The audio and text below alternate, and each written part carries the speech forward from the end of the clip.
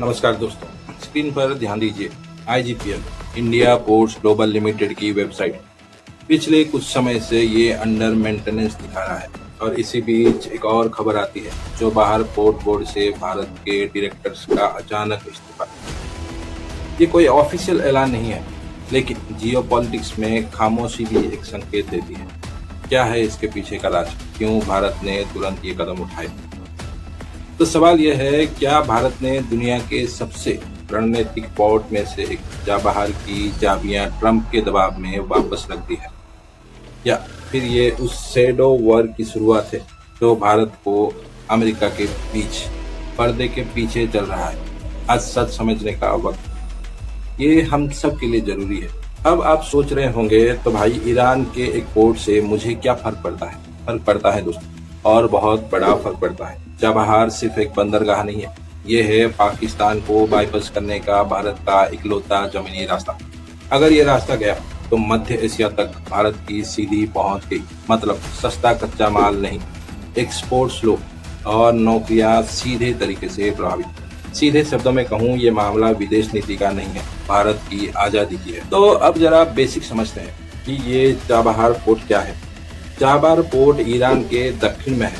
ये यहीं से भारत अफगानिस्तान, उज्बेकिस्तान और तुर्कमेनिस्तान तक पहुंच सकता था, बिना पाकिस्तान पर निर्भर किए हुए। यही वजह थी कि भारत ने इस प्रोजेक्ट पर 20 साल लगाए। जी हाँ, 20 साल का मेहनत। ये सिर्फ ट्रेड रूट नहीं था, ये एक संदेश था। भारत को भू राजनीति में रोका नहीं जा सकता। भारत के लिए सारा दुनिया खुला हुआ है। लेकिन क्यों लिया ये भारत ये कदम? भारत क्या पीछे हट गया? तो चलिए देखते हैं। अब आते हैं सबसे असहज सच्चाई पर। भारत ने चाबहार से पीछे इसलिए कदम नहीं खींचे क्योंकि प्रोजेक्ट बेकार था।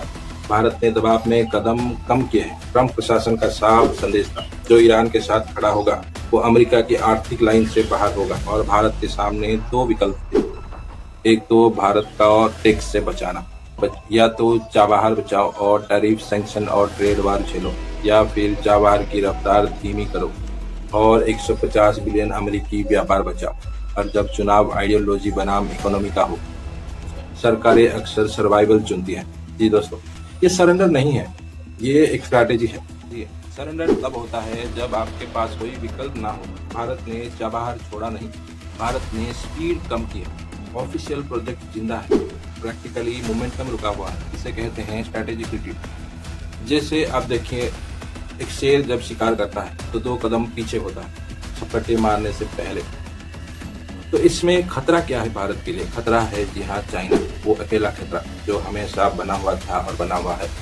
तो अब सबसे बड़ा सवाल, इस रुकावट से किससे फायदा हुआ? जी हाँ, ऑब्वियसली चीन को। चीन ने ईरान के साथ 25 साल का स्ट्रैटेजिक एग्रीमेंट साइन किया है। पोर्ट्स, तेल फील्ड्स, पाइपलाइंस, धीरे धीरे सब पर चीन का पकड़ है।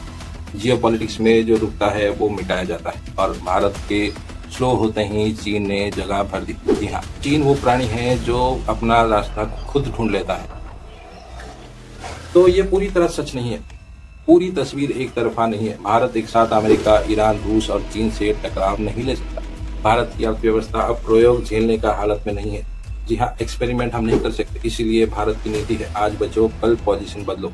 समस्या बस इतनी है, जियोपॉलिटिक्स इंतजार नहीं करती। जियोपॉलिटिक्स जो कदम आप उठाते हैं उस पे जियोपॉलिटिक्स निर्भर करता है कि आगे आपका स्ट्रेटेजी क्या हो।